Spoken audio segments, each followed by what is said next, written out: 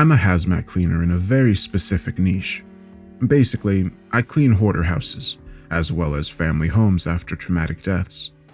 It's a necessary job.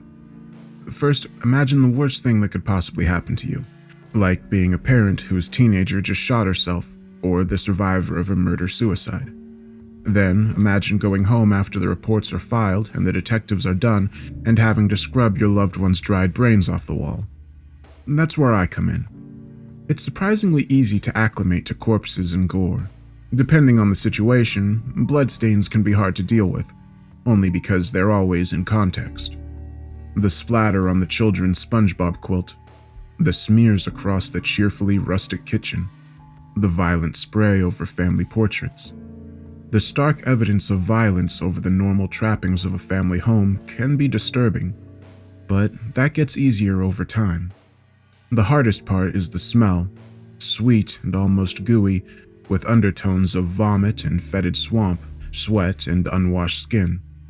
The stench strengthens and weakens seemingly on a whim. Sometimes I swear it moves, drifting across a room or directly overhead, or lunging forward to swallow me. But that really doesn't bug me anymore. Even mattresses dripping with decomposition juice get unremarkable after a while. Now, a couple of days ago, I was assigned to a suicide house. The victim was a middle-aged lady with hoarding issues. She lived alone. Her much older brother lived in a nursing home. She called him like clockwork once a week. Suddenly, she stopped calling. 4 weeks passed, and he was frantic. He has dementia and other issues. His sister was his only family, the only one other than the parish priest who came to visit, so he felt her absence keenly. By the time his caretakers finally called in a welfare check, his sister had been dead for at least 3 weeks. It was pretty ghastly, as advanced decomposition tends to be. The only good thing I can say is at least it's been a cold spring out here. Low temperatures alleviate the stench somewhat.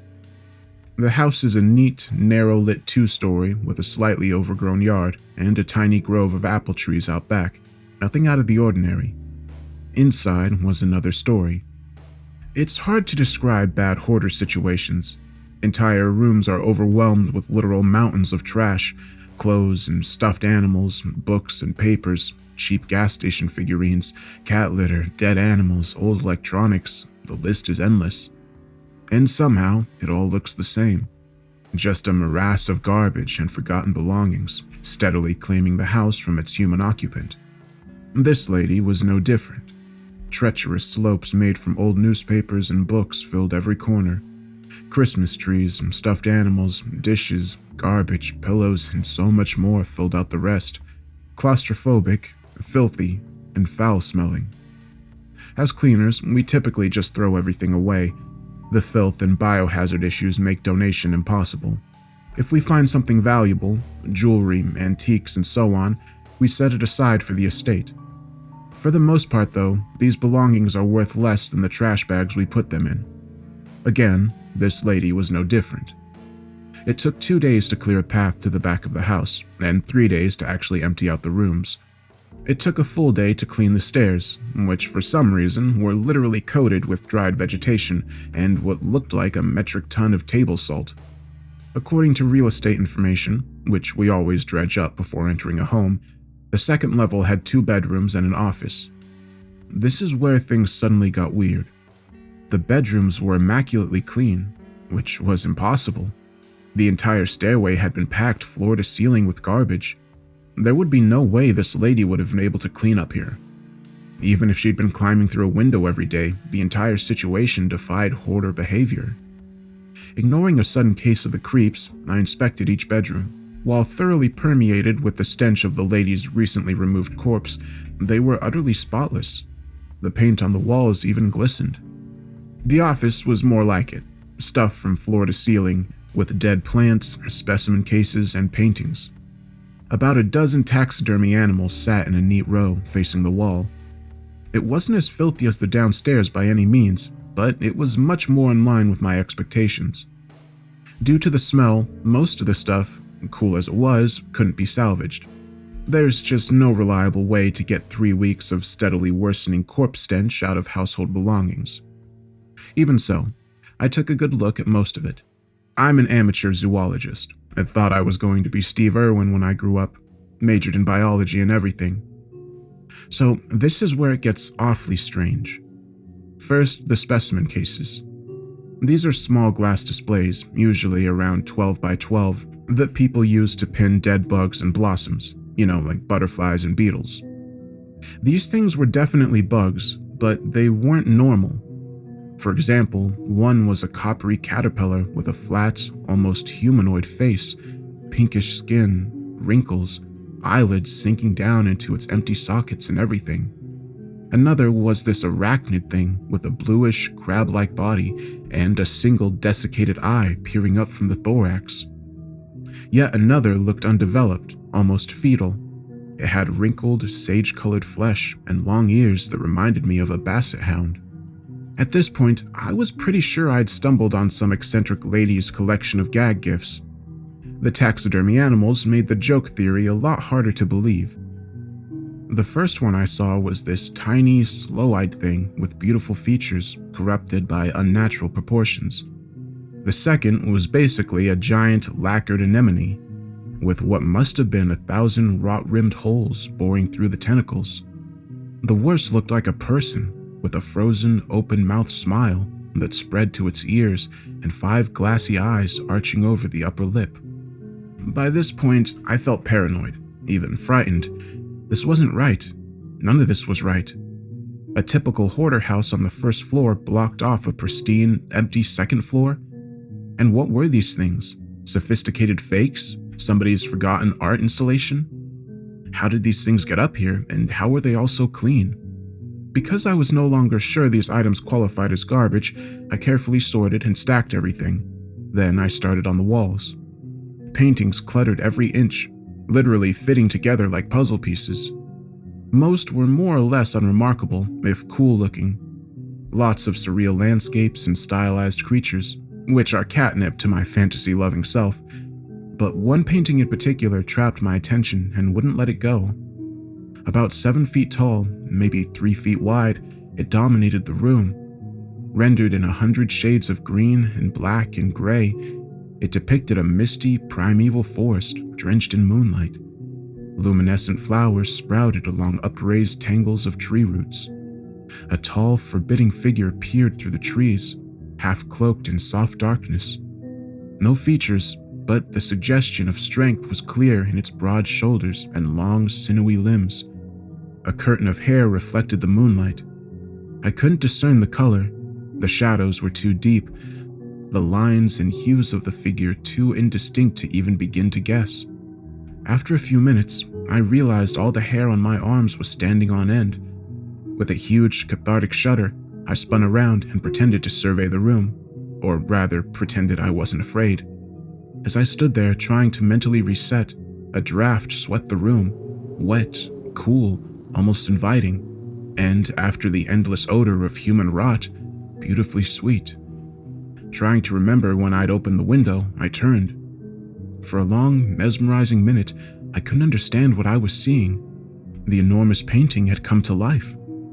Tendrils of strange leaves swayed in that chilly, fresh breeze. The glowing flowers bobbed, flattening slightly against the roots as the wind buffeted them. Somewhere deep in that unearthly landscape, a high song sounded, wordless and open-throated. I imagined it echoing off icy peaks and down below in low, swampy valleys. It made me think of forests and mountains, wild rivers and endless plains. The only thing I couldn't picture was the creature singing the song. The figure stood silently, only its hair moved, rippling in the wind like a banner.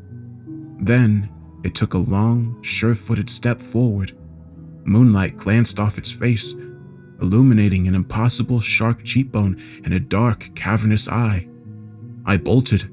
I tripped down the stairs, falling flat on my face at the landing, then scrambled up and ran out of the house. I didn't even lock the door. I know I shouldn't go back. I don't know what that thing in the painting is. Honestly, I'm not even convinced it was real. But the thing is, I want to go back. Not because I'm fearless, far from it, but because I want to know more. I'm not the only one, am I? How do you look at this stuff and not ask why or how? How do you not want to cross the threshold into that painting and see what's there? I don't know. Part of me wants to call in sick for the next month, but part of me wants to go back, maybe even tonight. Like I said, I don't think I locked the door. I won't necessarily go upstairs or anything. I'd just like to make sure the place is secure. Before I go, if I go at all, has anyone encountered something like this? Do any of those taxidermy creatures ring a bell?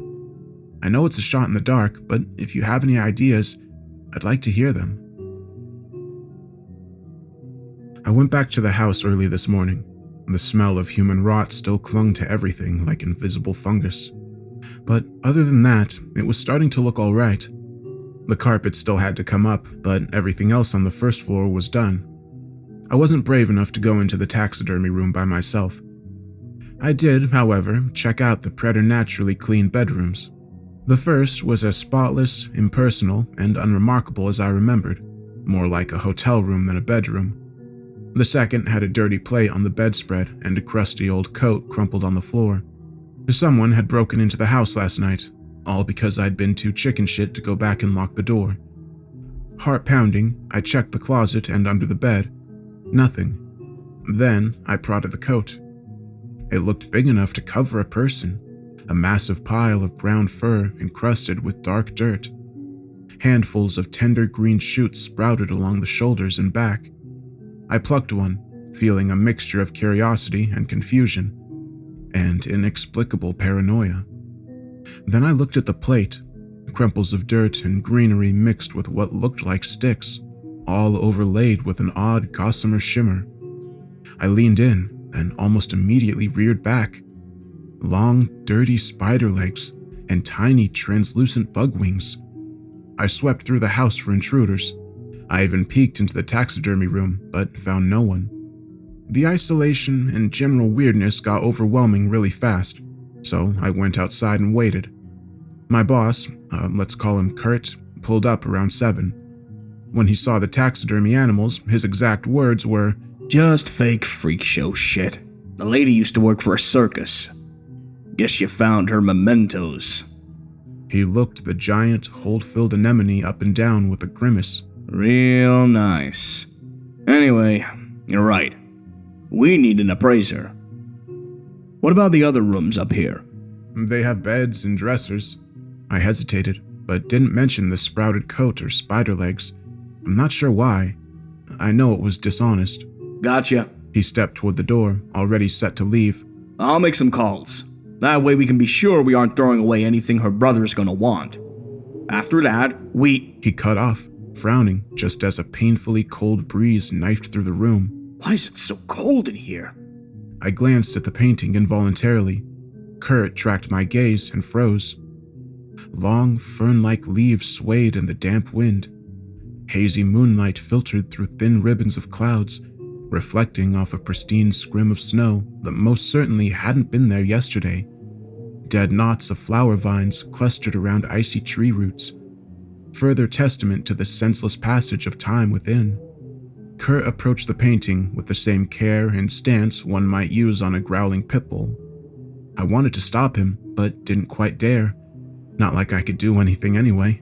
But I'm built like Frodo Baggins, and he's basically Geralt of Rivia, except clean. He tapped the picture frame experimentally, then reached inside. The ambient light from the snow reflected off the hazmat suit, turning it an almost angelic white. "It's so cold. Did you know about this?" Yeah. He frowned, studying the feathery leaves on the tree. "For future reference, this is not the kind of shit you sit on for 12 hours. He pulled his arm back, briskly rubbing some heat back into it. Then he turned and beelined for the door. A terminal case of the creeps overtook me the second he crossed the threshold, so I hurried after him. To my mingled dismay and excitement, Kurt decided we were going to explore. We pulled ropes, pulleys, and harnesses out of the van and got to work. I did tell him about the figure I'd seen yesterday. Rather than fear or trepidation, a wild, almost feverish excitement lit his face. "So there are people in there?" We harnessed up and anchored the ropes as if preparing for a descent rather than a simple walk. Of course, he went first. I watched, heart in my throat, as that slivery, wraith-like light washed over him. The tree branches cast spidery shadows that played over his form like living things. Ice crunched under every careful step. He grew confident quickly and kept moving, growing steadily smaller until he disappeared into the trees. By the time the rope pulled taut, he had been inside the painting at least 5 minutes. I strained to hear, except for the gentle rustling of the wind. Everything was silent. Finally, the rope went slack. A breath I hadn't even realized I'd been holding washed over me. Several minutes later, Kurt's form finally came back into view, jarringly anachronistic and terribly, terribly small against the primeval backdrop. Towering forests spilled into the field of boulders, almost eclipsing him. The trees and enormous tangled roots in the foreground framed the landscape strangely. Bathed in that cold, hazy moonlight, it all looked like something out of a fever dream. Excitement coursed through me, overtaking my fear. I could barely wait for him to get back. I wanted to go in there more than I'd wanted anything in my life. He finally emerged, shivering, and immediately reached for a water bottle. Mud, leaves, and a delicate webbing of moss coated his gloves. It's cold in here. I can't believe how fucking cold. I can't believe it's fucking real. I clipped my harness in and we switched places. The second I stepped across the frame, I gasped. The chill was so powerfully shocking, it felt like I'd been punched. I tried catching my breath, but the stunning, alien beauty of the scenery made it impossible. Everything was so much vaster inside. The boulders in the near distance were at least the size of houses. Trees easily 10 times my height towered on all sides. Enormous nets of moss hung from the branches, drifting dreamily in the wind. The thought of entering that ancient forest made me shudder, so I veered to the right instead. The snowy landscape extended several hundred yards, terminating in what looked like a ridge. I walked briskly, trying to ignore a highly uncomfortable, unnerving sensation. It felt like my muscles weren't contracting correctly. It's hard to explain, but you know how whenever you breathe or take a step, everything contracts, then expands? It's like I was stuck in that expanded state, like my body couldn't tighten up again, leaving everything unnaturally loose. Wind strengthened dangerously as I tromped toward the ridge. The snow seemed old, possibly refrozen, crunchy thin and deceptively slippery. I moved carefully, steering clear of the crystalline rocks and the occasional struggling sprig of greenery.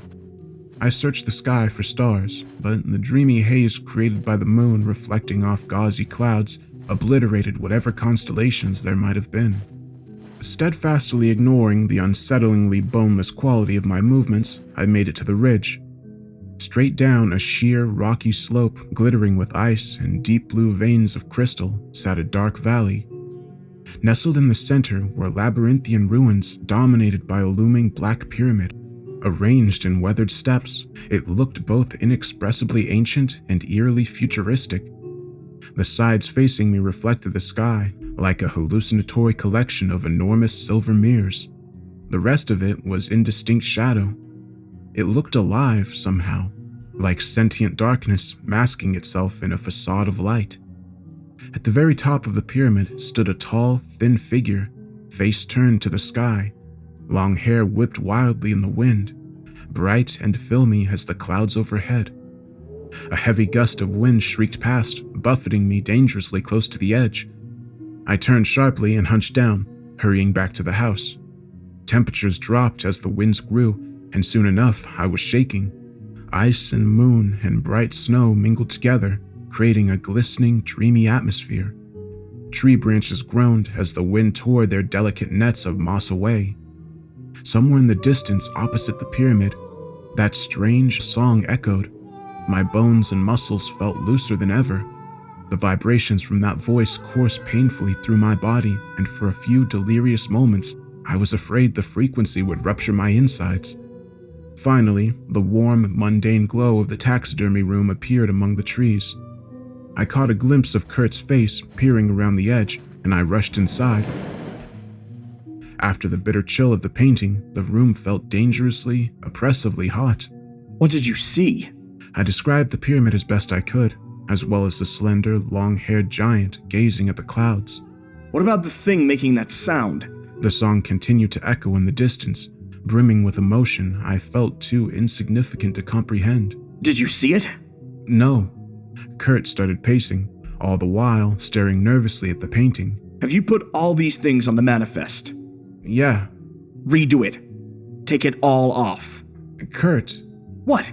What's your solution? You really want to put all this shit up for auction? Don't know about you, but I don't want to end up shot by the fucking men in black. He paused and took a deep, shaky breath. Okay, tell you what. I'll take care of the manifest. That way nothing's on you. All you have to do is keep your mouth shut. We're done with this house in a couple days.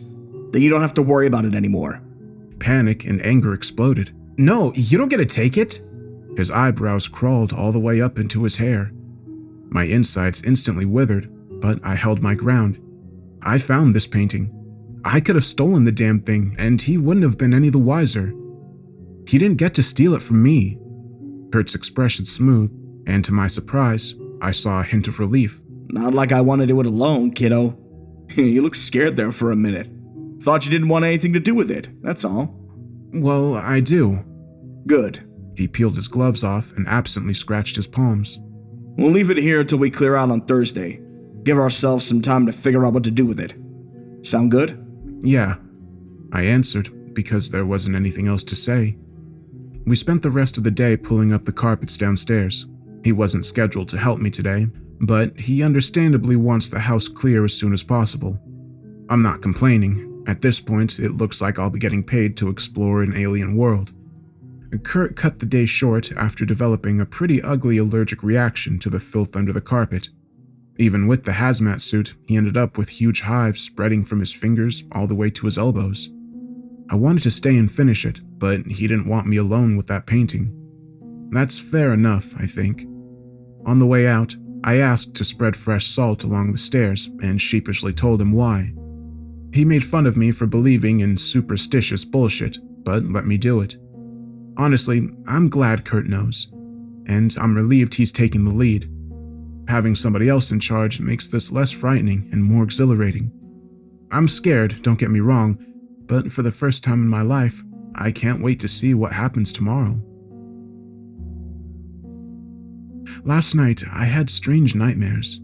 Elegant men with decayed faces and beautiful women in jewel-encrusted bull headdresses, towering horned shadows, and spidery monstrosities with wet, rotten flesh swinging from their bones.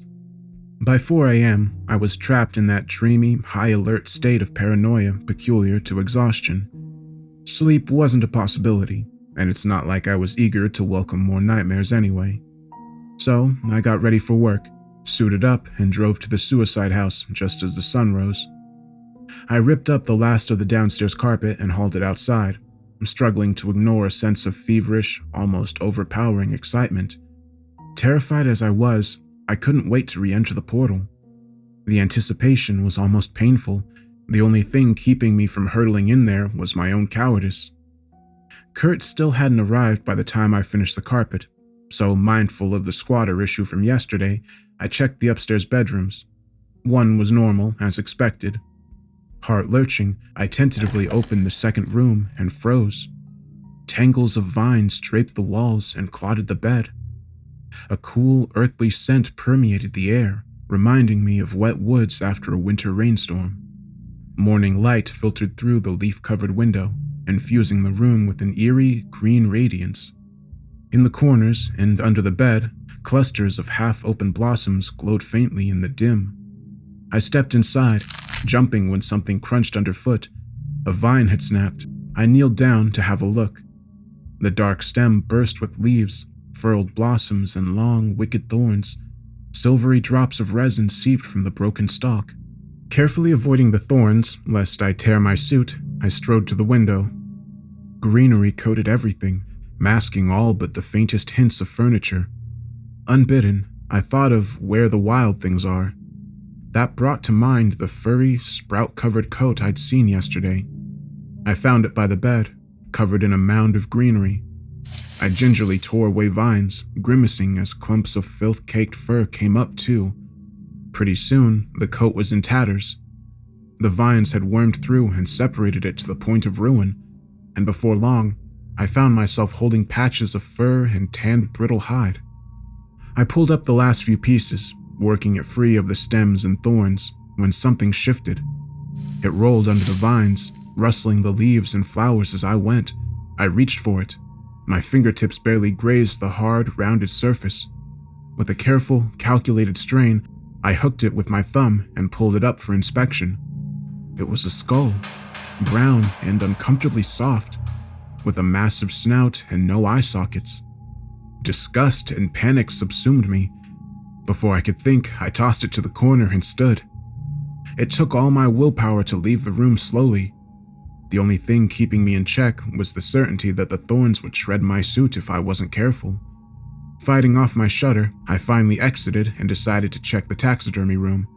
I pushed the door open, half expecting a pile of thorny plants to tumble out. The window here faced away from the sun, leaving everything shrouded in shadow. Even in the darkness, something felt terribly wrong. I studied the room for several tense moments before it hit me. The taxidermy animals. Yesterday and the day before, they'd been neatly arranged against the north side of the room. Now, they all stood around the portal, facing the door. The five-eyed humanoid with a wide mouth took pride of place.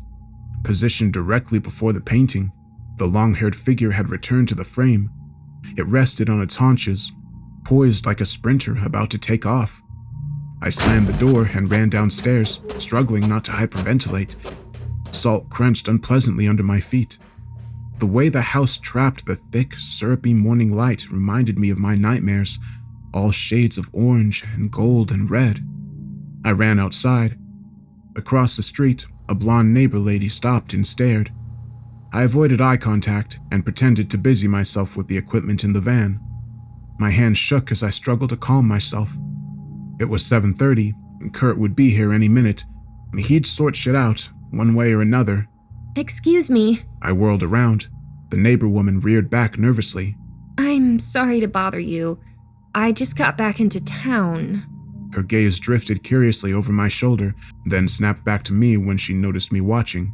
I was wondering, with the suit and whatnot, is everything okay? I shrugged and gave the party line. I'm with the cleaning company, ma'am. I don't know anything about the situation. Oh. Her tone turned mildly aggressive. It's just that I spoke with my neighbor about a week ago. I just thought he would have mentioned a cleaning company. She looked my hazmat suit up and down with a tight, meaningful smile. Especially a serious one, like yours. A week? Kurt said the occupant had been dead for almost a month before anyone found her. But this lady had spoken to her a week ago? And what was this about a male neighbor? Ma'am, I'm sorry, I'm just an employee. I can show you my credentials, give you my boss's number, but she backed off immediately. No, it's fine. No worries. Just a little concerned. We're tight-knit here.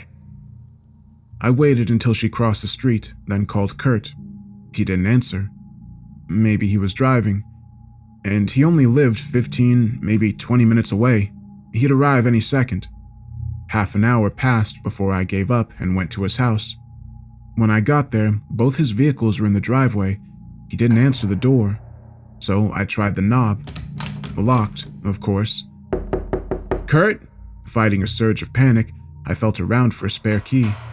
I found one tucked into the crack of the doorframe. It took a minute to pry out, but it fit the lock just fine.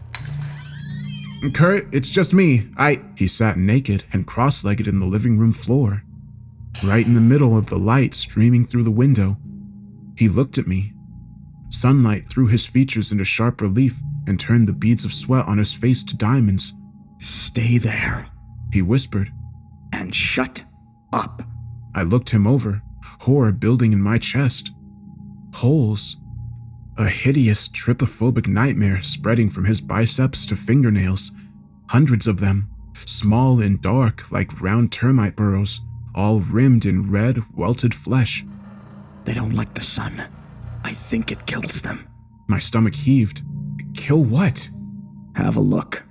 Bruisey bags puffed under his eyes, making him look 20 years older and terribly sick. Keep your suit on. I knelt beside him and forced myself to look. Sunlight bounced off the bottom of the holes, revealing soft, glistening white flesh. At first, I thought they were deep boils. Then I noticed they were quivering. Finally, I saw the eyes, tiny and fish-like, flitting wildly to and fro. I emitted a low whine that made me want to shoot myself. Don't. His voice broke. Look, some are already dead.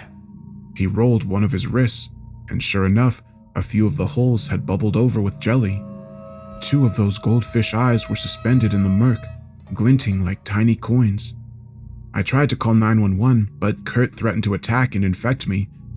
The thing is, he's 4 times my size. He'd have no trouble hurting me in the short interval between the phone call and the ambulance's arrival. I'm pretty tough, but the thought of those holes, those quivering jelly worms burrowing in my skin. No. I'd let him die before letting him pass those to me. He asked me to sit with him, and I obliged. Every once in a while, I'd hear a small pop, then he'd gasp as a geyser of translucent ichor bubbled out of those holes.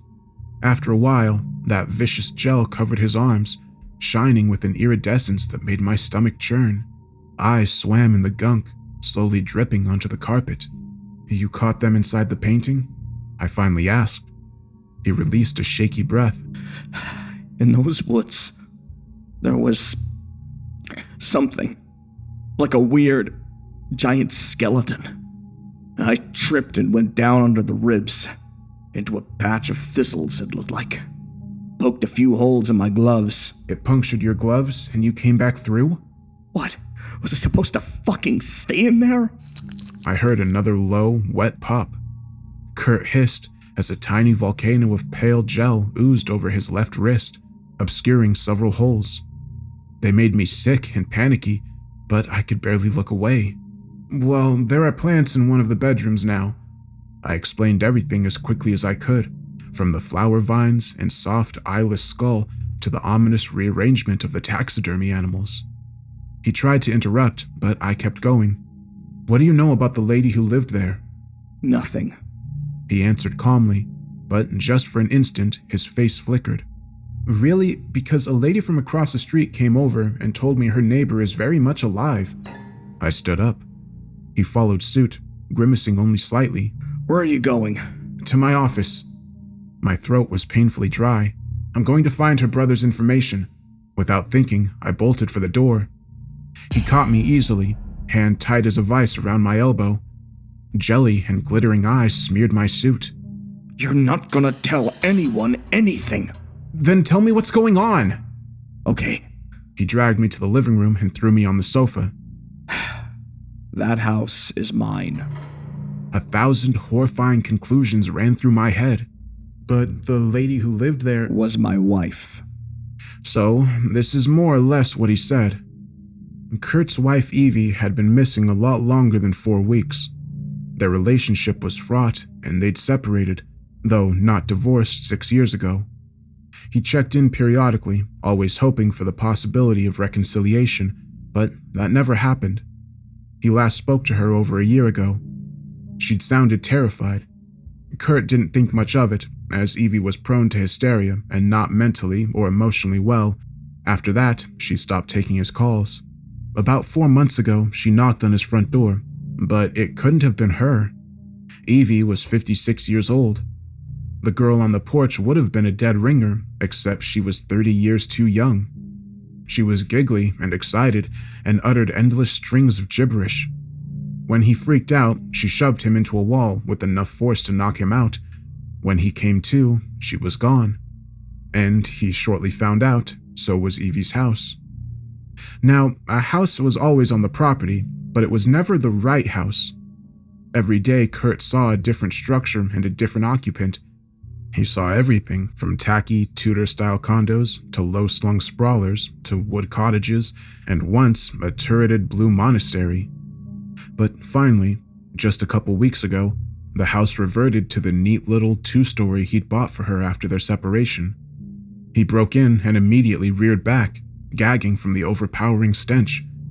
He found her liquefying corpse sprawled on the living room floor, slowly bonding into the carpet. When he checked the house afterward, Even going so far as to use a ladder to peer into the upstairs windows, he found nothing strange. Certainly no taxidermy monstrosities or trans-dimensional portals. The house hasn't changed since, but the weird specimens and awful painting appeared recently. He's afraid this means the house is about to disappear again. Fine, just fucking dandy. Why the goddamn hell did you involve me? I couldn't go in there after seeing her like that. He answered quietly. I sensed deception here. Maybe an omission, maybe an outright lie.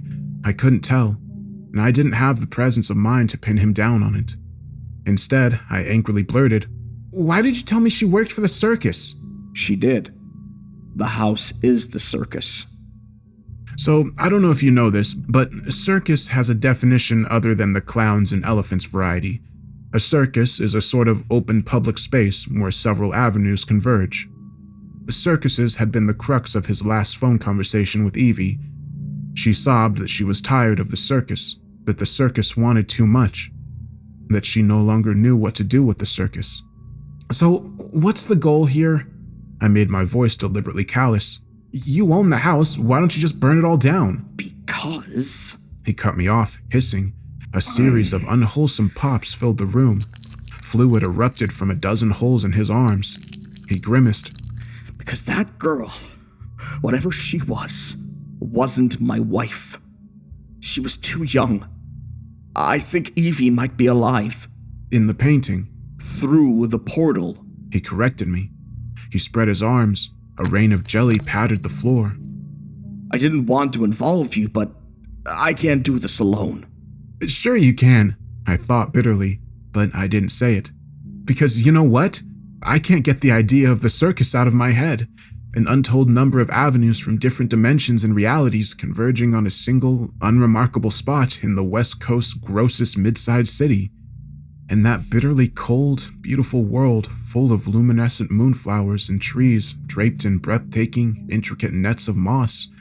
And the labyrinth. Of course, that dark labyrinth with a black pyramid at its center. I'll never have a chance like this again.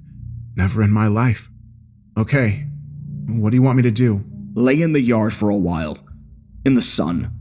Just in case these things are on your suit. Then go home. I'll call you when the infestation's dead. I did as he said, lingering in his yard till sunset. I checked on him one more time, still stretched on his living room carpet, squeezing fluid from those sickening holes, and went home. I've been waiting for him to call ever since. I hope his infestation's done. I know I have a lot of other things to worry about, but I can't stop thinking about those holes in Kurt's skin. It's great that sunlight kills them, but I'm scared of what will happen in the dark. By midnight, I still hadn't heard from Kurt, which was surprising. He'd been doing extremely well for a man whose arms looked like fleshy honeycombs, and I expected him to check in periodically, if only to let me know he was still alive. It occurred to me that I was expecting too much. Under the circumstances, it'd been easy to forget that I'm his employee, not his friend or anything else. My impatience probably seemed ridiculous, but the drive to learn, know, understand, and seek is all-consuming. The prospect of exploring a new world is overwhelming. I want an adventure so much. It's what I've wanted my entire life. Then there's Kurt. He's a good guy, and I care about him probably more than I should. I want to help him. And feelings aside, I have no way to explore this new world if Kurt dies. So around 11:30 on Tuesday night, I decided to go check on him. I opened my door only to find myself face to face with a stranger. It was a woman, copper-eyed and terribly pale, with a choppy, tangled mess of black hair. Chris? She whispered. Yes? I said automatically. Kurt's at the circus. He needs your help. I trusted her for a second before every alarm in my body went off. I tried to slam the door, but she struck forward and wrapped cold fingers around my wrist. The second she touched it, her pallor warmed into a heartbreaking peaches and cream complexion. Dull eyes brightened and dirty hair turned smooth and thick. My own fear and panic evaporated, replaced with a single-minded objective: help Kurt. I drove to the house with the stranger. The car didn't agree with her. Within moments, she was whimpering and vomiting, but I was so focused on my goal that she barely registered. When we got there, she grabbed my hand and walked me to the second floor. You're the only one allowed inside. Strings of vomit glistened on her chin. She pointed to the vine-choked bedroom. In there. She retreated as I threw open the door. Even in my mesmerized state, the room shocked me. It was nothing but a lush grove of vines, striated leaves, and soft, luminescent flowers. I entered. Kurt? Vines crunched under my feet. I winced only slightly as a thorn tore through the sole of my shoe and punched a hole in my heel. Blood gushed, soaking the sock and dripping through the hole. I shook it irritably, vaguely satisfied as drops pattered against the leaves and petals. Flowers flared where the blood hit. The light swiftly spread from flower to flower, a multicolored chain reaction of bright blossoms. A shadow shifted in the corner. Relief flooded me as I ran over.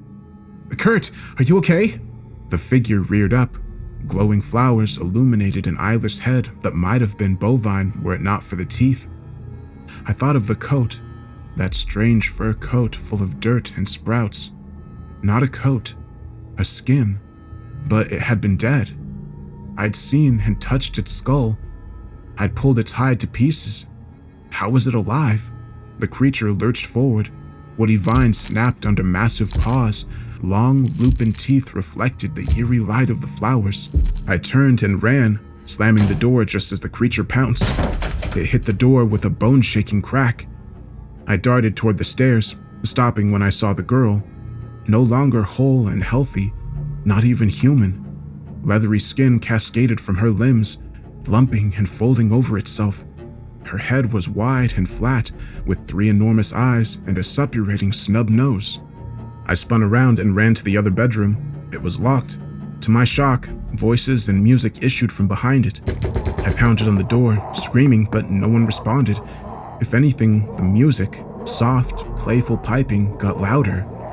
The eyeless monster tore a hole in the other door and started to squeeze through. Once again, I lunged for the stairwell, but the girl warped, growing into a multi-limbed monstrosity. I screamed and dashed to the taxidermy room, locking the door behind me. The muffled sound of music and laughter permeated the room, punctuated by the frantic snarling of the eyeless monster. The taxidermy animals had changed position yet again, flanking the painting like an honor guard. Somehow, the painting's perspective had changed. Instead of that stunning sylvan landscape of trees and glowing flower vines, it displayed a breathtaking vista of the Labyrinth Valley. The pyramid illumined to the left, cubed steps flashing silver in the moonlight. A warm breeze drifted from the painting, carrying strains of that alien song and the wet, green scent peculiar to lush summers. Summertime. But yesterday that land had been in the throes of winter. What was going on? The monster crashed into the door, breaking my reverie while sending an explosion of splinters across the room. Without thinking, I ran into the portal. Humid, sweet-smelling air enveloped me. Soft tangles of grass and wildflowers carpeted the ground. Finally, I noticed the pain radiating from my punctured foot. My entire shoe squelched with every step, making my stomach churn. The pyramid towered nearby, ringed on all sides by a maze of massive walls. Awestruck, I started to slow down just as I heard a heavy, thudding gallop. I looked over my shoulder and saw the eyeless creature tearing through the grass. It ran low to the ground, long snout stretched outward. I sprinted toward the labyrinth and veered wildly to the right. An unbroken expanse of wall curved as far as I could see. Even through my fear, I marveled at it. The walls were smooth and richly dark. Carvings covered every surface, a mixture of unrecognizable characters and hieroglyphs. Finally, I saw a light ahead, soft and soothing green. It reflected off the walls like a beacon. Grimly ignoring the galloping monstrosity behind me, I put on a final burst of speed and ran to the entrance. The eyeless thing caught me just as I crossed the threshold, batting me down. I squirmed away, heedless of the sharp undergrowth pricking my skin. It caught me easily and swiped. Burning pain subsumed my wrist, followed by a cascade of slick, wet heat. Light erupted all around me, the flowers again blazing to life. I cradled my injured wrist, shivering as blood streamed over my fingers. The monster thrust its snout against my throat. For a terrible instant, its teeth pressed into the soft skin. Then, it pulled away, leaving a cluster of fur and sprouts in the hollow of my throat. I crawled to my knees, sobbing, and scuttled away. The pale light illuminated it fully.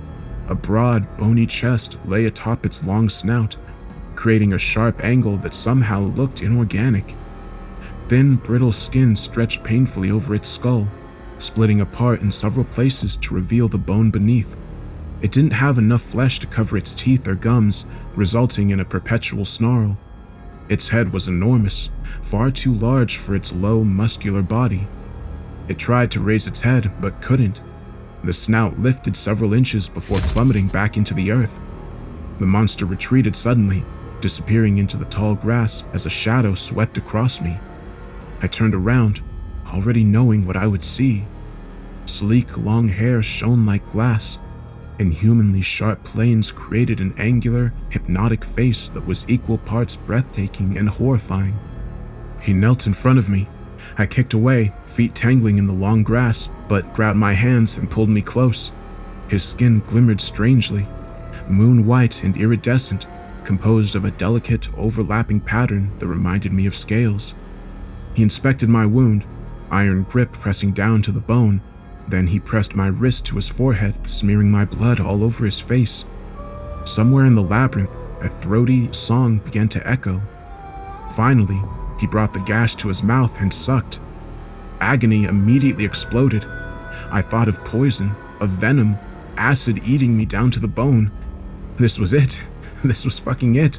I was dying outside of an alien pyramid in a shitty painting while a half-starved reptilian dissolved me with his tongue. I passed out. Sometime later, I woke, propped against the labyrinth. I shot up and scanned my surroundings. Nothing. No light, no monsters, just brambly flower fields and the endless curve of the wall. I retraced my path and soon found the portal to the taxidermy room. I entered anxiously. Everything was still and silent, with no music or laughter to be heard. I hurried into the hallway. No eyeless monsters or warped, multi-limbed girls waited on the stairs. I sobbed with relief and ran downstairs, but stopped when I saw the front door. The five-eyed taxidermy monstrosity sat just to the side. Glass irises glittered over its unsettling wraparound smile. It looked for all the world like I'd caught it in the act of blocking the door. Those relieved sobs morphed into frightening crying. But what was I supposed to do? Go to the backyard, taking my eyes off this thing in the process? No. Fighting a surge of panic, I tiptoed to the door, staying as far away from the creature as I could. It towered over me. The top of its head grazed the doorframe. Had it been that big before? I couldn't remember. With a choked gasp, I opened the door and ran out into the night. I expected it to follow, but reached my car safely. I thought immediately of Kurt. The warped girl had used him to lure me away. Maybe this meant he was dead. Maybe it meant something even worse. I had to know either way, so I drove to his house, struggling to suppress visions of limbs so full of holes they split apart. When I pulled up, I saw all his lights were on. I got out of the car, almost laughing in relief. That relief soured when Kurt opened the door. I stopped in my tracks. He looked unwell. His hair lay slicked against his scalp, and his skin glistened under the porch light. My stomach clenched, but I approached anyway. "Kurt, sorry for stopping by this late. He shushed me and beckoned. His movements were slow, almost clumsy. "Where have you been?" He whispered. "I've been trying to call you all fucking day." My skin prickled. "Why? Are you okay?" "Just come inside. Now." An imaginary itch, dirty and pervasive, dreamed its way across my skin. But it wasn't enough to stop me. None of it was. Not the portal or the pyramid, not the eyeless monster or the long-haired man. Certainly not Kurt or the deep burrowing holes in his arms. So I went in. Close up, Kurt's wet skin looked painfully weird, far too smooth and almost slimy, like he'd coated himself in a thin layer of Vaseline. And his arms, The holes were gone. Whole, unblemished flesh, not only healed, but completely regenerated. I slowed to a halt, unwilling to march up those steps. I couldn't believe what I was seeing. Instead of the usual brown, his eyes looked coppery and somehow multifaceted. They weren't Kurt's eyes. With horror, I realized they weren't even human eyes. 100 tiny, shimmering discs composed each iris, the eyes of the parasite that had burrowed into his skin. Parasite Kurt smiled. Are you scared? My knees felt watery and terribly weak. My car was close, but would I be able to outrun him? Would I be able to run at all? Kurt's shoulders heaved and he started to chuckle. Then a voice, his voice, came both from inside the house and from the body in front of me. I'm scared too, but holy shit. Come have a look. Kurt, pale, sick, exhausted Kurt, appeared behind his shiny doppelganger. They laughed in tandem, then waved me inside. Shiny Kurt's movements were clumsier and lagged slightly, but there was no doubt about it. They were moving together. I tried to run, but my knees gave out and I fell instead. Shiny Kurt helped me up, in the process leaving a glistening handprint of film on my arm. Come inside. One Kurt was scary enough. With two, I had no chance of getting away. So I followed his parasite doppelganger into the house. What is this? I asked. Kurt grinned. With a surge of nausea, I noticed that his arms remained pocked with dark, inflamed holes. The sunlight didn't kill them. It made them grow. An unsettling mixture of fear, disbelief, and irritation rattled my already shot nerves. Your parasites grew a new you, and you're happy? I can control him. Kurt threw his arms into the air. A fraction of a second later, Shiny Kurt followed suit. I could speak through him. I could see through his eyes. He ran his hand through his hair, laughing triumphantly as his doppelganger did the same. He's me. Another part of me. Okay, Kurt, this isn't... What if there are more inside you? His certainty gave me a chill. For the first time since this started, I wanted no part of it. There aren't any more. They're all him now. Somehow, I talked both Kurts into sleeping. It's been several hours now. I'm worried about Kurt. The holes in his arms look infected. Even worse, I lost a lot of time. I last spoke to Kurt Tuesday afternoon. It's now Thursday evening. An entire day passed while I was in the portal. That doesn't make sense at all. According to the way the seasons change in the painting, time passes more quickly than it does here. As for the injury inflicted by the eyeless thing, it looks alright. The edges are too pale, with an iridescent sheen I can't think about for too long. I can't think about Kurt either, really. I've tried to sleep a few times, but whenever I drift off, I hear the faint sound of that singing I heard in the labyrinth. Every time I wake up, I have to fight the urge to return to the house, to that portal. I'm finally afraid, finally seeing this entire situation for the horror show it is, rather than the adventure I wanted it to be. I don't know what I'm doing, though. They know my name and have my blood. I don't think I have a way out anymore. Kurt has a closet full of sprouts and human bones. I found it by accident the other night, after he and his parasite doppelganger fell asleep. It looked like a shrine. Tangles of vines coated the walls, competing for space with glossy, striated leaves and those luminescent night blossoms. The bones were suspended from the ceiling. Vines snaked through sockets and ribs, hoisting them up effectively as a harness. Sprouts cover everything like confetti. Unlike the flowers, they're dead, whole but dry, fragile and crumbling from root to crown. I reached out to touch them. I don't know why. I didn't want to. It was a numb, thoughtless compulsion, almost like a spell. The greenery enveloped my arm, gentle and cool like mist.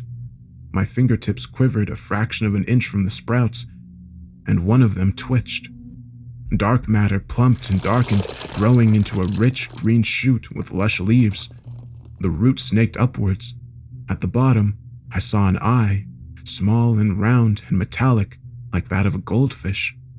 I reared back and slammed the door, then obsessively scanned my skin for sprouts and eyes. I heard footsteps from the living room, Kurt's shadow preceded him, stretching over the wall. "What's in there?" I said. Evie. He halted in the mouth of the hall. Bruisey shadows and painful hollows marred his face, making him look horrifically sick. The real one. "What do you mean, the real one?" The body I found in the house wasn't her. It was the younger copy, the one I told you about. He motioned vaguely to the living room, to his parasite twin. More like him than anything, but not quite. He rubbed his neck fretfully. I'll tell you what I know. Come into the kitchen. I did as he said and sat at the table while he cluttered around, trembling. He threw on a pair of yellow dishwashing gloves, then brewed tea and put together a plate of cold leftovers. He sat both in front of me and took a seat at the opposite end of the table. Only when I started to eat and drink did he speak. Evie had a lot of problems. Actually, from what Kurt described, Evie was insane. She claimed to be the victim of an adoption gone wrong, a kid who'd spilled through the cracks and been sold to a new parent. That parent was a rich woman who supposedly ran a network of private schools for disadvantaged youth. Evie told Kurt the schools were just a front for a breeding program and training a regime to create what she called obedient sociopaths. According to Evie, the babies were invariably used in rituals. Rituals for what? To create circuses, among other things. Evie told Kurt all about circuses basically from day one. A circus is a locus, a place where several planes of reality converge. Circuses do not occur naturally, they have to be built, and building a circus is a horrifically violent process. Even worse, the builders have no say over which planes converge. More often than not, you end up with a circus you cannot control, filled with beings and artifacts that actually use you. Entities that possess the ability to manipulate or rewrite reality on a whim. We can't comprehend these beings because we exist on the most mundane of planes, not due to chance, but because we, as a species, expect and require the mundane. We influence and shape our own reality to suit our comfort zone. Our collective will functions as a creator force, but that collective will isn't enough to control these entities. Circuses help with that. A proper circus acts as a cage, but like all cages, the bars rust and the locks break if you aren't careful. That's why Evie left him. Her guardian, old now, on her deathbed, ordered her to take care of the circus. Kurt was flabbergasted. What kind of horror story, fairy tale, MK Ultra shit was this? Evie claimed they'd kill him if she didn't do it, that his life was in danger as well as the world itself. When he tried to stop her, she assaulted him, and he got her temporarily committed on a 72-hour psychiatric hold. But when he went to see her the next day, she wasn't there. No one even confirmed that she'd been there at all. She disappeared. 2 years later, he found her by accident. She looked awful and was desperately lonely. A bad guardian, she kept saying. I'm a bad guardian. Then she asked him to stay with her. He was happy to do it. He worried about her. He missed her. He loved her. The next day, he zipped back to his place to gather some belongings. When he returned to Evie's house, it was gone. In place of her charming little 2-story sat a sprawling ranch house, occupied by a couple with a kindergarten-aged daughter and a newborn son. Kurt came back every day, and each time he saw a different house occupied by different people. No one noticed but him. After a couple more years of this, the young version of Evie came to his house, just like he'd said before. He followed her back to the circus house and made it inside, where he found the real Evie. The wrong one got violent and knocked him out. When he came to, both were gone. The wrong version returned to him several times after that. Even though he was afraid, he always followed it every time, because that was the only way to reliably find Evie's house. Evie herself was never there. He saw her in the painting once, at the side of the pale, long-haired entity. He couldn't get inside it, though. It was like staring through an unbreakable window. He saw them, and they saw him, but they were trapped on opposite sides of the portal. Sometimes, though, there would be dry bundles of sprouts and vegetation on his side. Over time, the taxidermy animals and specimen cases appeared too. He assumed this meant he wasn't the only one using the circus, but as of now, he's never seen the other user. At some point, he claims he doesn't remember, but I call bullshit, he found out the sprouts are regenerative. All the plants from the paintings are, in some form or another. They bring dead things back to life. Sometimes they create life from nothing. Sometimes they transfer life between creatures. On this very last visit with Wrong Evie, he once again saw the real Evie in the painting, dismembered and flayed just beyond the threshold. The barrier was gone. He ran in and cradled her. She was still warm. Wrong Evie followed him in and laughed. In a rage, he killed her and left her in the house. Then he packed up the remains of real Evie and took her home. He coated her with the sprouts and vines. He's been waiting ever since.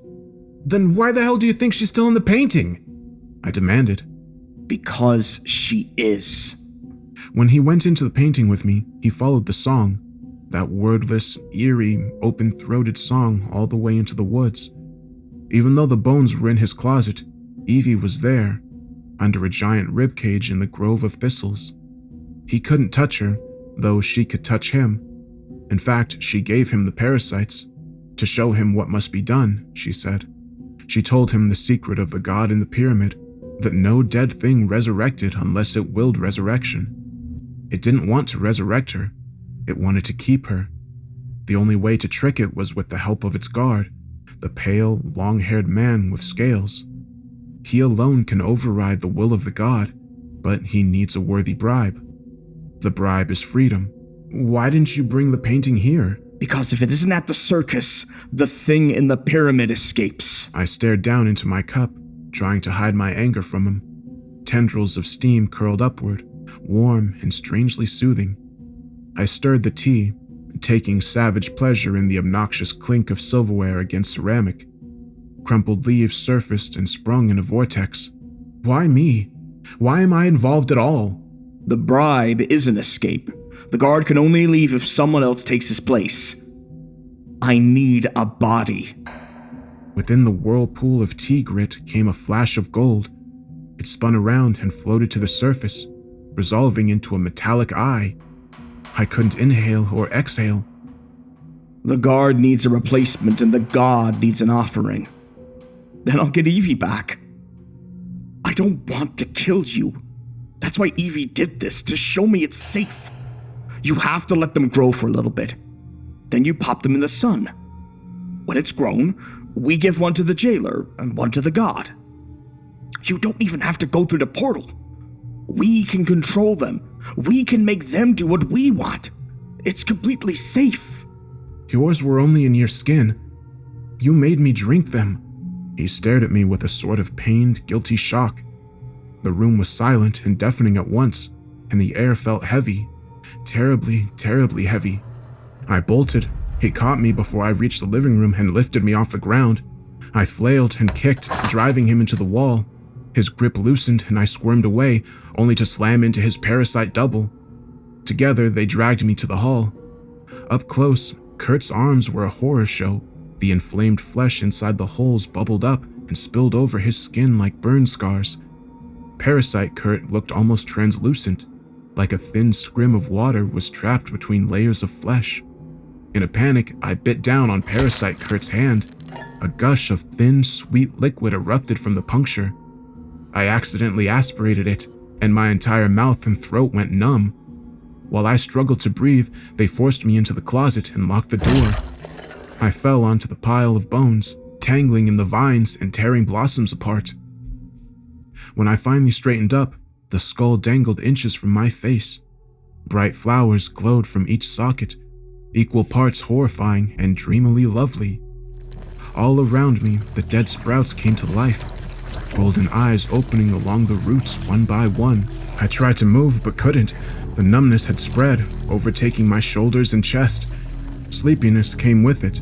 The thing I saw were the eyes, 100, then 1,000, sparkling like miniature searchlights in the dim glow of the flowers. As I drifted off, I became dimly aware of the maddening itch in my heel. I woke to the sensation of uncomfortable pressure and painful tugging, like something was pulling muscle out through my skin, slowly turning inside out. My throat hurt, my arms hurt, and my foot radiated a deep, maddening itch. Everything flooded back, and I opened my eyes.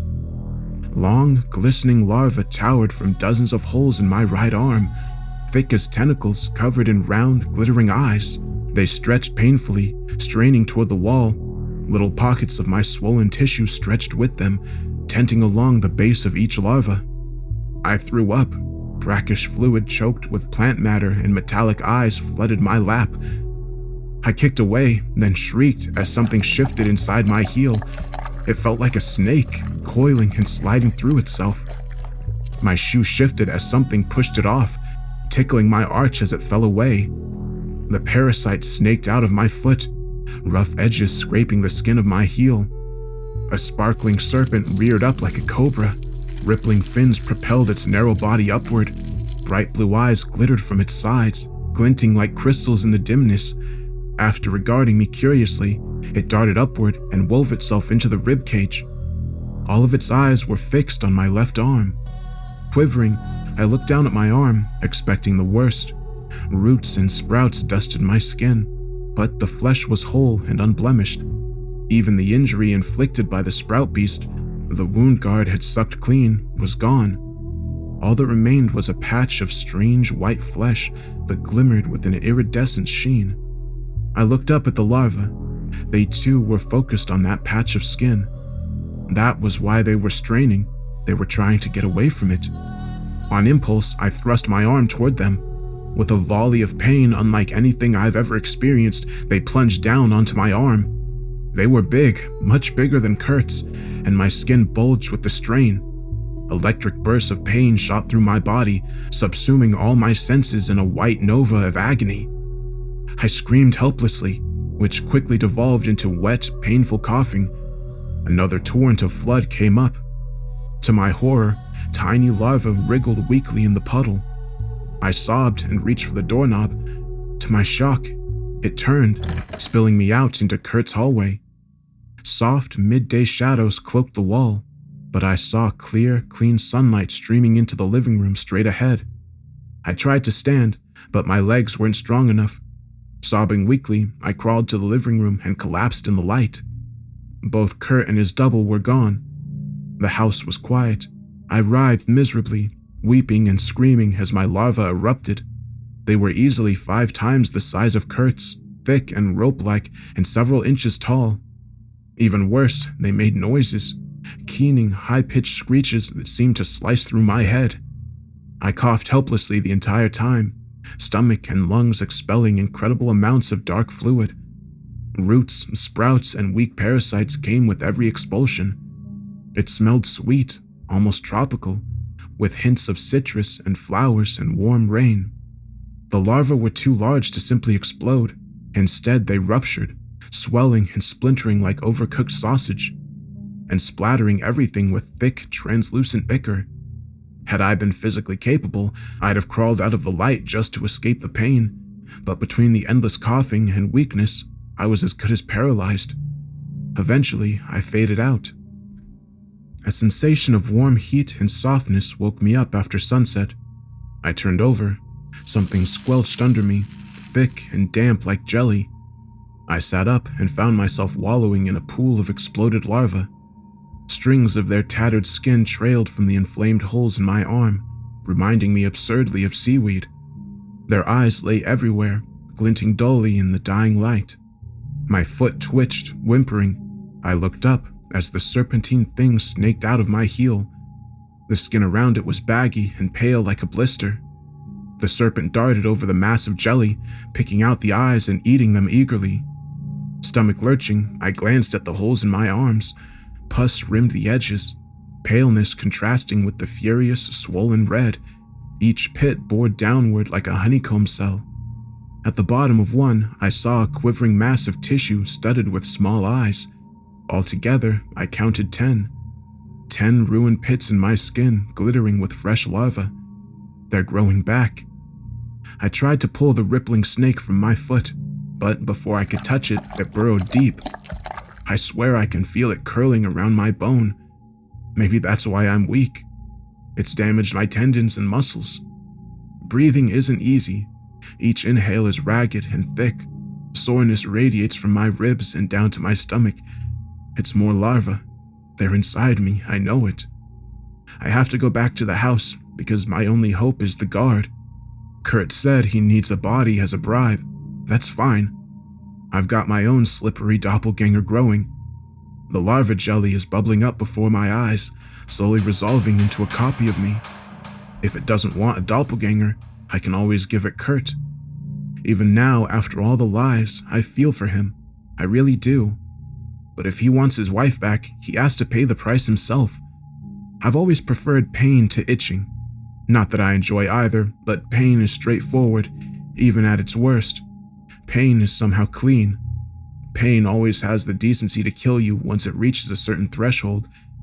Itching, on the other hand, is filthy and compulsive. Itching can't kill you, it'll just drive you insane. In fact, if you could transform the essence of madness into sensation, that sensation would be itching. Itching was the only thing on my mind as the larva infestation worsened. Every breath produced a deep, explosive itch that wrapped over my ribs and organs. I saw vines in my mind's eye, thin and wet, and tipped with golden eyes, winding their way through my body. By the time my parasitic doppelganger blinked awake, night had fallen and my larva had regrown. The new batch was small and stringy, ill-looking. They peeked out anxiously from the holes in my skin, quivering. My doppelganger was easy to control. Actually, there was nothing to it. When I moved, it moved. I was glad for this, because I didn't have the energy left for conscious control. With a great deal of effort, I dressed it, and together we hobbled out to my car. There was a moment of confusion when it tried to climb into the driver's seat with me. I repositioned it in the passenger seat, struggling as it mirrored my movements. The larva surfaced to watch, straining the tender flesh at the bottom of the holes. The drive to the suicide house, to the circus, was a hallucinatory nightmare. Things crept around inside me, prodding and squeezing tissues. The winged snake in my heel thrashing angrily, nipping my skin as it attempted to chew through my shoe. Worst of all, I couldn't stop coughing. Every fit inevitably ended in a torrent of vomit choked with leaves and tiny golden eyes. My doppelganger gagged with me, identical except for its eyes, flat and golden, comprised of 100 parasite irises. After what felt like eternity, I reached the circus and led my doppelganger inside. The living room had transformed into a grove. Vines and glowing flowers covered every surface. In the corner, dimly illuminated by the blossoms, sat the enormous anemone. Tentacles drifted dreamily, seemingly oblivious to the holes scoring its flesh. The five-eyed monstrosity lay before it, half buried in vines. I shuddered and hobbled upstairs. My doppelganger followed hesitantly. Through my haze, I heard voices, men's laughter, and a woman's playful, sarcastic bite. One of the bedrooms was closed off. A bar of golden light flickered along the bottom of the floor. The door to the other room was torn to pieces, drooping on a single hinge. My larva peeked out and pulled toward the open room. A mindless, blissfully calm compulsion overtook me. I followed their lead and ducked inside. A blanket of dead vines, curled leaves, and dry blossoms covered everything except a twisted figure on the bed. The larva strained forward, eyes glittering in the moonlight. It was the warped girl, unnaturally stretched across the blood-soaked quilt. Strangely, slates lay atop each of her hands. They were piled with hairy spider legs and bloated tentacles, garnished with sprouts and dead flowers. Horrific details resolved as I came close. From throat to thigh, she was a bloody ruin. Glistening guts cascaded from her butchered abdomen. Buried in the morass was a multi-limbed fetus with several eyes. Translucent hands clutched the gory remnants of a twin. The spell suddenly broke. The larva retracted, causing a nauseating explosion of itching that radiated my shoulder. I turned, retching, and found myself face to face with the five-eyed taxidermy monster. It loped past me and lunged, plunging long, thick fingers into my parasite's doppelganger's throat. Thick ichor spurted the blood from an artery and it collapsed.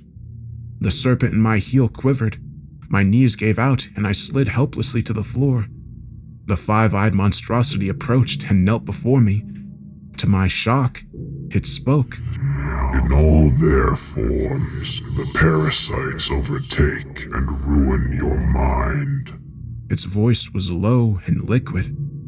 Lips rolled above its vast mouth, the way grass ripples in the wind. So, ruined minds make our doors. It touched my intact arm, the one the long-haired guardian had sucked clean. The unusually pale skin glimmered faintly. But he chose the one in you.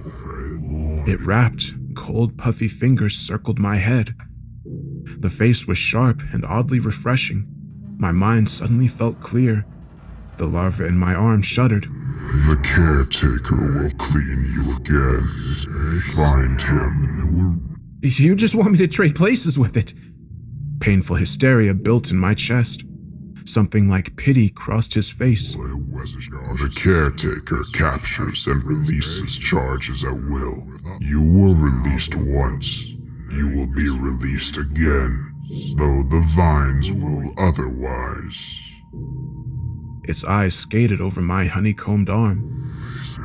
Your friend, the madman, wants you to take the caretaker's place so that you will release his wife. He will confront you. He surrendered to the vines. You may not recognize him. It looked meaningfully at the warped woman. She did not. Hysteria and horror continued to build, twinging together like the vines. Go, or I will make a door from you. I tore into the hall, past the room where men laughed and pipes echoed, into the taxidermy room. The specimen cases were broken and empty. No taxidermy creatures remained, and the paintings showed only empty backdrops. Forests and beaches, rocky canyons and golden fields, luxurious bedchambers and blood-stained dungeons. In the center hung the familiar moonlit landscape. I ran through, gasping as deep cold settled over me like a blanket.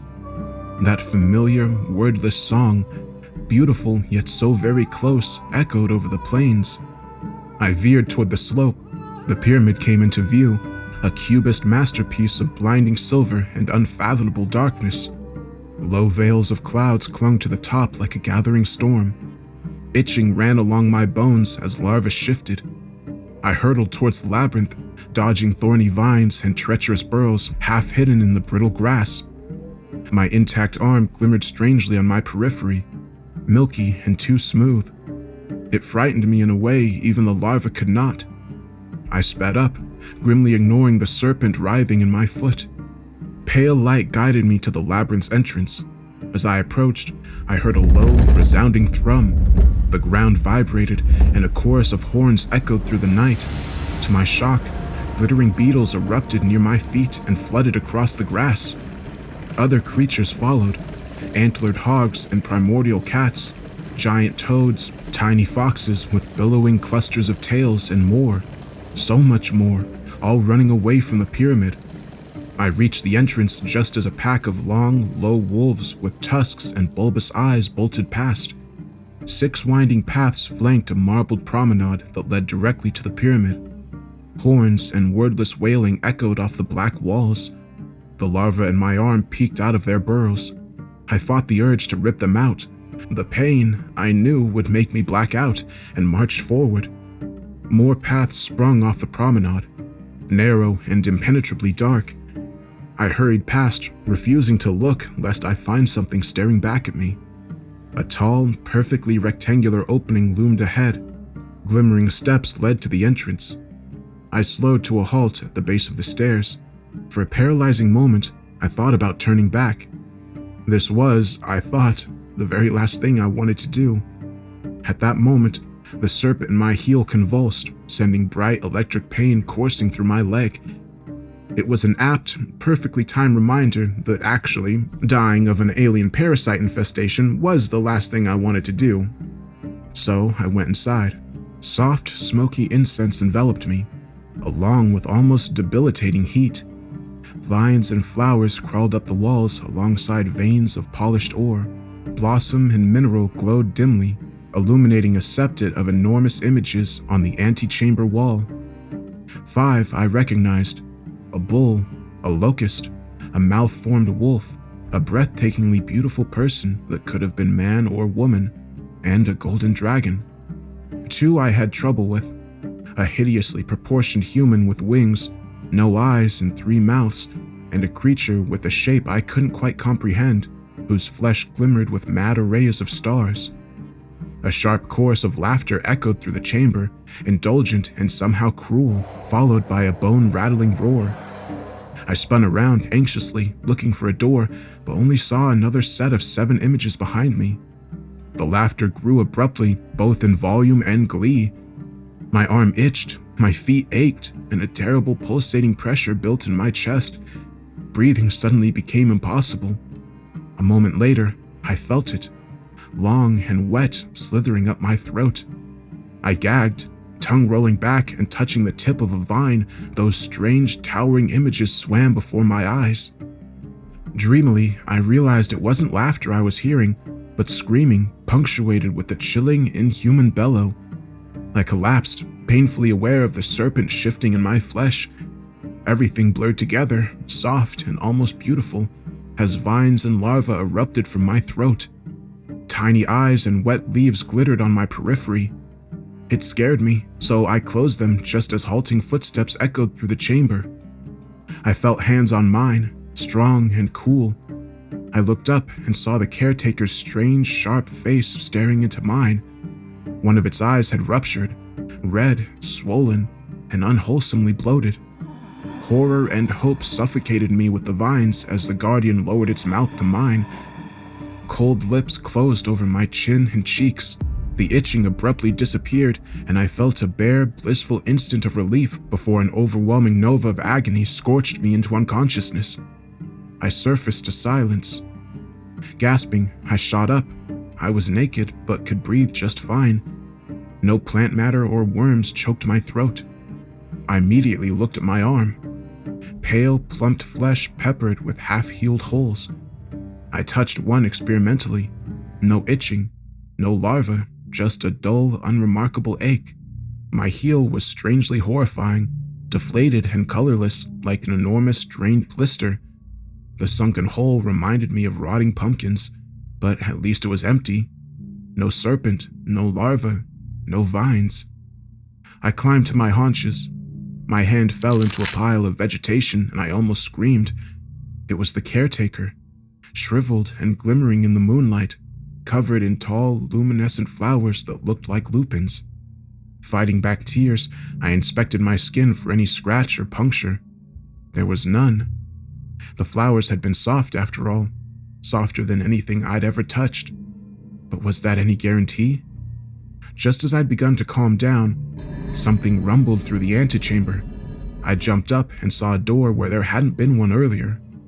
Under the foot of the bowl, low and glowing with rich golden light. A hideous, incomprehensible shadow filled that beautiful doorway and lumbered into the antechamber. 7 enormous, sinewy limbs exploded from a twisted torso. 4 were vaguely human, 3 were thick vines studded with glittering eyes. Sprouts and humming tangles of bright-eye larvae laced every inch of its raw flesh. A human head crowned the monstrosity, warped and lumpy with clusters of subcutaneous vines. A feathery anemone extended from its mouth, straining the skin to such a degree that the flesh had split up to the eyes and ears. Blood sheeted past its cheekbones, choked with vines and squirming with small worms. Dangling from a broken jaw was half an eerie, translucent fetus. The twin, I realized, to the one at the suicide house. The anemone snaked forward and spun open, bearing a tangled spiral of teeth that made me think of sharks. In the center of that spiral, set into the throat like a gem, lay a massive cluster of golden eyes. The anemone shifted sharply, straining upward to offer full sight of the human head from which it sprouted. Kurt's head, Kurt's body, Kurt's mind, warped and erupted and overtaken by the vines. His right eye found a dead caretaker buried in his cairn of flowers, then spun towards me, radiating madness and triumph. I knew somehow what he was thinking. He'd won. I was the new guardian, and I would now release his wife. Sadness and profound rage swept through me just as the caretaker shifted under his glowing lupins. A deafening roar shook the pyramid. The anemone stood at attention, and Kurt looked back at the small door, panic flickering across his ruined face. Then he lunged at me. The caretaker exploded from his funeral grove in a tornado of stems and glittering petals, launching himself at Kurt. He reached into that nightmare's gullet, ignoring the spiraled teeth, and plucked out the golden cluster of eyes. The roar sounded again. Dust rained from the ceiling, leaves and flower vines rattled as if in the wind. The guardian ignored it and continued his methodical dismemberment of Kurt. A chorus of shrill screaming issued from Kurt as larvae squirmed and shot out of his flesh, swaying several feet in the air before diving down at the guardian. Glistening bodies swarmed over the guardian's snowy arms. I turned and ran, hurtling down the promenade, oblivious to the numbing cold. I don't know how I made it back to the suicide house, but I did.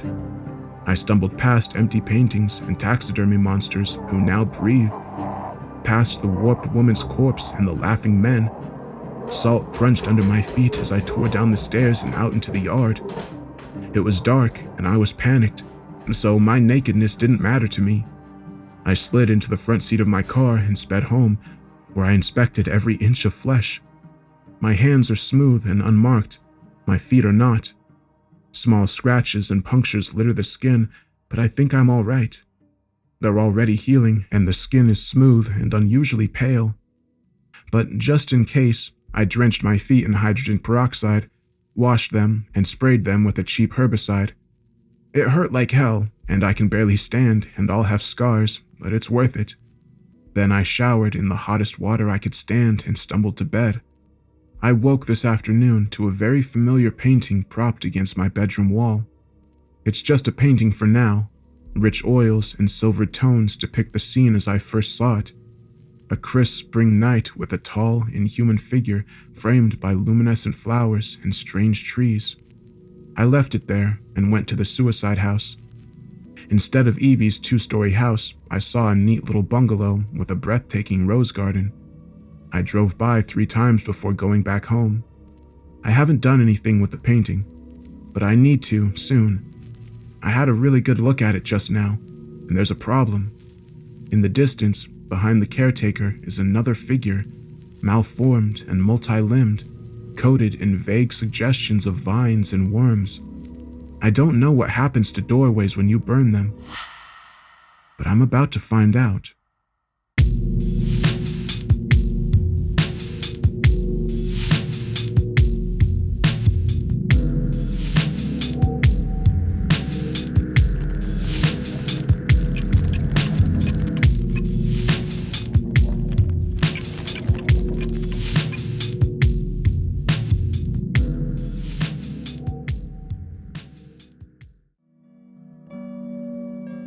Hey everyone.